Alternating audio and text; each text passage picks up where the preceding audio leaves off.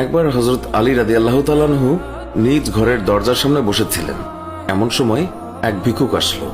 আলী রাদিয়াল্লাহু তাআলা আনহু তার সন্তানকে বললেন, যাও ঘরের ভিতর থেকে তোমার মা ফাতিমা রাদিয়াল্লাহু তাআলা আনহার কাছ থেকে 1 দিরহাম নিয়ে এসো। ঘরের ভিতর থেকে ফাতিমা খবর পাঠালেন যে ঘরে মাত্র 4টি দিরহাম আছে, ইফতার এবং বাচ্চাদের খাবারের জন্য। এই কথা শুনে হযরত আলী বললেন, বাহ, তোমার দেখে দিরহামের প্রতি ভালোবাসা আছে, যাও গিয়ে সব দিরহাম নিয়ে আসো। ফাতিমা বললেন, আমি তো দিতে নিষেধ করিনি, শুধু স্মরণ করিয়ে দিলাম। এই বলে সে সবগুলো দিরহাম ফকিরকে দিয়ে দিলেন। এই ঘটনার একদিন পর জিবরাইল আলাইহিস সালাম মানবরূপে তিনি আলীর সঙ্গে সাক্ষাৎ করলেন। তার সঙ্গে ছিল একটি জান্নাতি উট। হযরত আলী রাদিয়াল্লাহু তাআলা আনহুকে বললেন, আমি আমার উটটি বিক্রি করব, তুমি কি কিনবে? হযরত আলী বললেন, আমার কাছে এটা ক্রয় করার মতো মূল্য নেই। জিবরাইল বললেন, আপনি এটা বাকিতে নিন। এই কথা শুনে আলী রাদিয়াল্লাহু তাআলা আনহু বললেন, আচ্ছা, এটা আপনি কত টাকা দিয়ে বিক্রি করবেন? তিনি বললেন, 100 দিরহাম। এরপর হযরত আলী রাদিয়াল্লাহু তাআলা আনহু 100 দিরহামের বিনিময়ে এটি ক্রয় করলেন। তারপর তিনি পথ চলতে লাগলেন। এর কিছুক্ষণ পর বেদুইন রূপে হযরত মিকাইল আলাইহিস সালাম তার সঙ্গে দেখা করলেন এবং জিজ্ঞাসা করলেন, আপনি এই উটটি বিক্রি করবেন? আলী বললেন, হ্যাঁ। বেদুইন জিজ্ঞাসা করলেন, কত টাকা দিয়ে কিনেছিলেন? আলী রাদিয়াল্লাহু তাআলা আনহু বললেন, 100 দিরহামে কিনেছি। বেদুইন বললেন, আমি 60 দিরহাম লাভে তা ক্রয় করব। হযরত আলী রাদিয়াল্লাহু তাআলা আনহু তখন 160 দিরহামে উটটি বিক্রি করলেন। বেদুইন তাকে 160 দিরহাম দিলে আলী সেই দিরহাম নিয়ে পথ চলতে লাগলেন। পথের মধ্যে পূর্বে সেই বিক্রেতার সঙ্গে তার আবার দেখা হলো।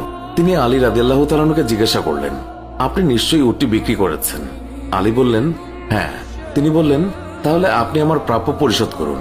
এরপর আলী রাদিয়াল্লাহু তাআলা আনহু তার কথা মতো 100 দিরহাম দিয়ে দিলেন।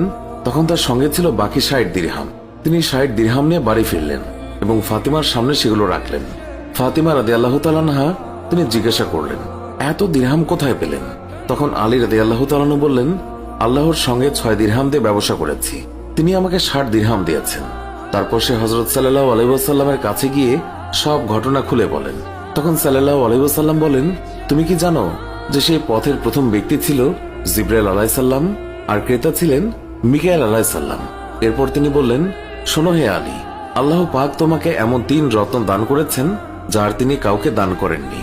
তোমার স্ত্রী জান্নাতের রমণীদের সর্দারনি, তোমার পুত্রদ্বয় জান্নাতের যুবকদের নেতা, আর তোমার শ্বশুর নবীদের সর্দার।